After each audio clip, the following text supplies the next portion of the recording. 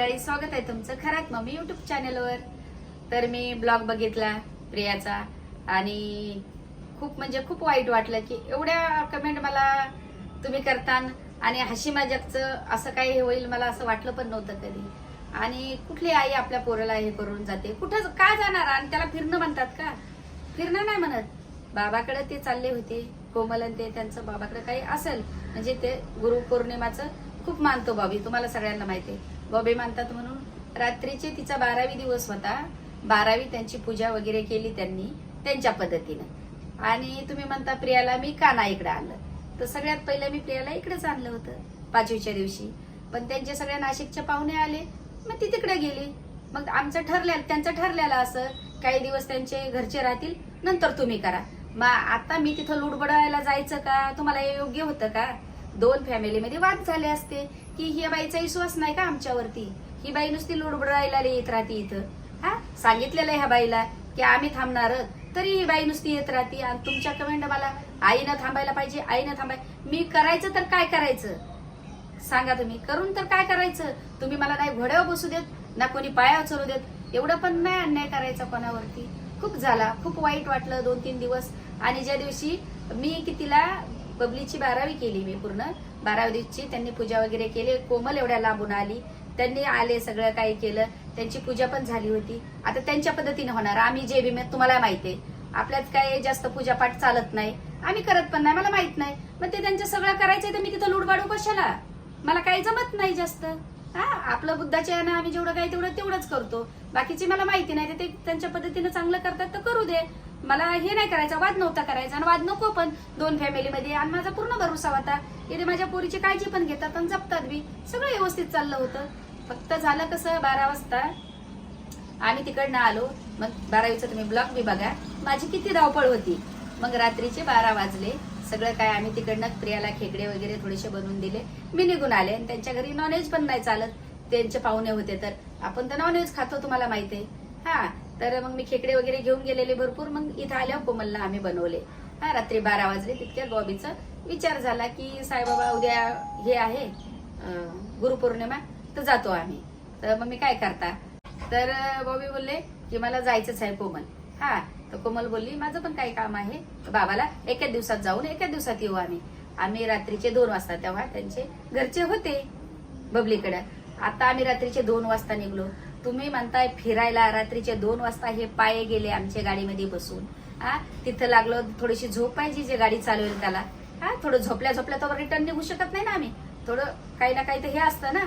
आता मला असं वाटलं की मी जावा बबलीकडेच, हा थांबायला पण होते तेव्हा ते पाहुणे, आणि ते उद्या सकाळी जाणार होते, म्हटलं सकाळी जाणार होते ते, पण आपल्याला काय झालं ते बोलले प्रीतमला फोन केला मी, तर ते म्हणे आहेत सध्या म्हणे नंतर जाणारच ते। हा तर मग मला वाटलं की काय माहिती आता ते एक दिवस राहू बी शकतात, मी प्रीतमला बोलले की एक दिवस राहायला सांगा, हा मी उद्याला येते। आता थोडी झोप झाली, आम्ही लाईनीत उभे राहिलो संध्याकाळी 6 वाजता, तेव्हापासून रात्रीचे 12 वाजले लाईनीमध्ये, सगळ्यांचे फोन लॉकअप मध्ये म्हणून फोन उचलला नाही गेला, सगळ्यांचे असल्यामुळं कसं काय फोन उचलणार। आणि मग तिथं ठेवलेलं पोरगं माझं किट्टू घुटण झाली, त्याला एवढी गर्दी। मी बॉबीला म्हटलं, कोमलला बोलले एक काम करा, मी बाहेर जाते लाईनीतून, माझ्या पोराला बाहेर जाऊन काय खाऊ घालते, त्याला पूर्ण त्रास होतोय। हा तुम्ही दर्शन करा, तुम्ही दर्शनासाठी आलात, मी माझ्या सासूला पण भेटले, माझं झालं सगळं काही, मी दर्शन लांबून घेते, हा असं काही नाही। तर ते बोलले नाही मग मी एकटीला कसं सोडायचं, मोबाईल पण लॉकअप मध्ये तुम्हाला भेटणार नाही। बॉबी म्हणे नका मग मी एकटीला नाही सोडू शकत, आम्ही पण वापस येतो। 5 तास लाईन मध्ये लावून आम्ही पाये जाऊन आम्ही सगळे बाहेर आलो। का ते किट्टू रडत होता, रोहितला बिन प्रॉब्लेम झाला, तो पण भूक लागली होती, आणि मंदिरामध्ये काही घेऊन जायला देत नाही, सगळे चेक करतात तुम्हाला माहितीये। तर मग आलो बाहेर, किट्टूला काही खाऊ घातलं। आता बॉबी म्हणे मम्मी उद्या दर्शन करून सकाळीच आपण रवाना होऊ याला। तितक्यात फोन पण केला, मी बबलीला फोन केला, ती बोलली बाई एकच दिवस झाला प्रॉब्लेम, दुसऱ्या दिवशी मी बाई ठेवली जेवणाला, तू ये सावकाश ये, काय एवढे हे करू नको धावपळ जीवाची, रस्ते खराब आहेत, असं आहे तसं आहे, तिने मला सांगितलं। आता तिचं जास्त दुखत होतं, तिला म्हणजे काय तिचं दुखत म्हणजे ओटीत दुखतच असतं, शिजर झाल्यावर थोडंफार दुखत होतं तिच्यावालं। आता प्रीतमला वाटलं की हिचं मन कसं भटकवायचं, म्हणून तिला थोडंसं हशी मजाक केली प्रीतमने, आणि त्या हशी मजाकचं आमच्या घरात एवढं फॅमिलीमध्ये म्हणजे हे झालं, वाईट झालं की ती पोरगी 2-3 दिवसापासून टेन्शन मध्ये बघली. माझ्या मम्मीला असे असे कमेंट आले, तिला खूप वाईट वाटलं, खूप हे झालं. म्हणजे मी टेन्शन मध्ये, कोमल तिकडे टेन्शन मध्ये, सगळं म्हणजे एवढ्या चांगल्या हसत्या खेळत्या परिवारामध्ये एवढं काही होईल आम्हाला असं वाटलं नव्हतं.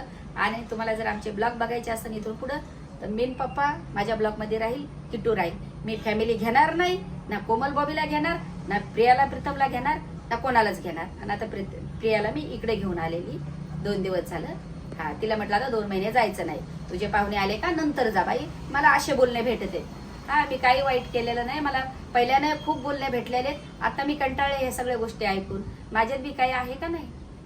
मला पण त्रास होतो ना, किती हसून जिरवायचं, मी हसून जिरवते. त्याचा फायदा माझा इतका घ्यायचा नाही, घ्यायचा कोणीच. कारण की खूप घेतला. आता तुम्ही कमेंट केले असतील, काही ना केले असतील तिच्यासाठी की मम्मीनं नाही जायला पाहिजे होतं, पण फिरणं, त्याला फिरणं नाही म्हणत. पाये येऊन जाऊन रात्रीचे अर्ध्या रस्त्याने कोमलनं गाडी चालवली, अर्ध्या रस्त्याने विशालनं चालवलं. एवढे दुःख पडल्याला कसे आलो असतो, काय आलो असतो, त्याला फिरणं नाही म्हणत. आम्ही मजा नाही केली का, फिरून कुठं याच्यावर नाही गेलो, काही केलं नाही. थोडीशी तर झोप पाहिजेच ना. 2 दिवसात रिटर्न आले आणि दुसऱ्या दिवशी तिने बाई ठेवली होती जेवणाला, काहीच नव्हतं. फक्त ते हसी मजाक मध्ये थोडंसं होऊन गेलं. आणि त्या हसी मजाक मध्ये बापरे बापरे एवढा प्रॉब्लेम झाला की तुम्हाला काय सांगायचंय. एवढ्या बॅड कमेंट बघून ना खरंच मला तर खूप त्रास झाला. एवढा त्रास झाला ना, 2 दिवस मी अर्धी चपाती पण नसल खाल्ली. आता मी आज थोडेसे जेवले. मला वाटलं ते 12वीचा ब्लॉग टाकू का नको, तर मी सांगितलं पहिला हा बनवते. त्यांनी जर मला चांगल्या कमेंट केले तर मी 12व्या दिवसाचा ब्लॉग, माझी कशी धावपळ होती आणि मी किती रात्री गेले निघून. आणि खरं सांगू तुम्हाला, परिस्थिती थोडी नाजूक आहे माझी. त्याच्यामुळे वाटलं की आता गाडीमध्ये बॉबीज सगळं पेट्रोल वगैरे खर्च करेल तर मी जाईल. नाही तर माझ्याकडे सासूला भेटाय, पप्पाचं चाललं होतं 15-20 दिवसापासून माईला भेटायचं. माईला खूप स्वप्न पडतात, असं होतंय तसं होतंय. तर मला माहित आहे आमची परिस्थिती कशी. तर एवढे 7-8 केस आहेत, एकटी हँडल करते, कोणाला मागत नाही 1 रुपया. तुम्हाला वाटत असं काय मी हे सगळं सांगायचं तुम्हाला? नाही सांगायचं. माझ्या गळ्यातलं ऐकलं मी, जेव्हा मला बेलची गरज होती, बेलचे पैसे सगळ्यांचे भरायचे होते, अख्ख्या लोकांचे मी पैसे भरले एकटीनं. आणि आतापर्यंत मी भरते, पण मी हे तुमच्या पुढे मांडत नाही ना, परिवारापुढे मांडत का? तर माझ्या घरामध्ये झालेलं दुःख आहे, माझ्या पुरीला कसं मी मागू शकते? तर हे सगळं मी एकटी सहन करते. त्याच्यामुळे मी 1 दिवसासाठी का गेले की मला वाटलं की मी 6-7 हजार गाडीचा खर्च नाही करू शकत एवढ्या पावसा पाण्यात. कामधंदे नाहीत सध्या, पप्पाचा टेम्पो चालत नाही. त्याच्यामुळे मी त्यांच्या संगती गेले आणि त्याच्यामुळे मला एवढे बोलणे ऐकायला भेटले. मला असं खूप वाईट वाटलं तुमच्याकडनं. खरंच तुमचं प्रेम मला बघून खूप बरं वाटायचं, पण तुम्ही मला एवढे काय नाही, अशी मूर्ख बाई, अशी एडडोक बाई, अरे बापरे अशी बाई बघितली नाही. ते वाचून ना खरंच 2 दिवस तर मला असं जेवण सुद्धा नाही गेलं. मी हसून दिवस काढते की चला, मनामध्ये किती दुःख असलं मी सांगत नाही. अजे एवढ्या केसेस आहेत तेवढ्याचे हँडल मी करते एकटी, पण कोणाकडे 1 रुपया सुद्धा मागत नाही अशा दिवसात माझ्यावरती. पण मी तुमच्या पुढे मांडते कधी? नाही मांडत. कोणाच पुढे या घरातल्या गोष्टी मांडायच्या नसतात. काही गोष्टी सस्पेन्स असतात, त्या तशाच ठेवायच्या, नाही मांडायच्या. कारण की तुम्ही काय करणार? घरातली घरात तुम्ही म्हणता याला द्या त्याला द्या, काय आणि घरातली घरात वाद वाटतील. त्याच्यामुळे नाही. आणि मी त्यांच्या परिवारावर भरोसा करते की आहे परिवार त्यांच्यावाला, त्याच्यामुळे मग केला. बाकीचं काहीच नाही. मी जर लोड बोडले असते तिथं त्यांना वाईट वाटलं असतं, कशी बाई, आमच्यावर विश्वास नाही ह्या बाईचा, आम्ही करतोय सगळे, तरी पण इथं पडलेली ही बाई. समजून घ्या, काही गोष्टी समजून घ्या आणि तेव्हा मला वाईट कमेंट करा. असं करू नका. मला पण मन आहे, खूप दुखलंय. चला मी हा ब्लॉग इथंच एंड करते. जर बाकीचे ब्लॉग टाकायचे असतील, शिर्डीचा टाकायचा असेल तर कमेंट करून सांगा. 12वी दिवसाची कोमल बबलीची पूजा होती. पूजा तर त्यांच्याच याने केली पद्धतीनं, मी तर त्याच्यामध्ये नुसती गेली होती. कारण की मला पूजापाठ जास्त येत नाही. मी बाकीचं काय सांगू शकते. जेवढं माझ्या आईने शिकवले, 5वीची कशी असते 5वीची त्यांनीच केली, मी फक्त बसवली होते बघत. अरे त्यांना त्यांच्या पूजा वेगळ्या असतात, आपल्यात नाहीच आहे, तर मी कशाला ढोंग करू बळच. तर त्या दिवशी मी माझं कर्तव्य सगळं पार पाडलंय. आता मी 2 महिन्यासाठी इथं आणलेलं आहे तिला. आता मी काहीच कोणाला घेणार नाही माझ्या ब्लॉगमध्ये आणि मी काहीच दाखवणार नाही. हशी मजाकचा जर एवढा मोठा हे होतंय ना, तर मी खरंच नाही दाखवत. चला मी हा ब्लॉग इथे चेंज करते.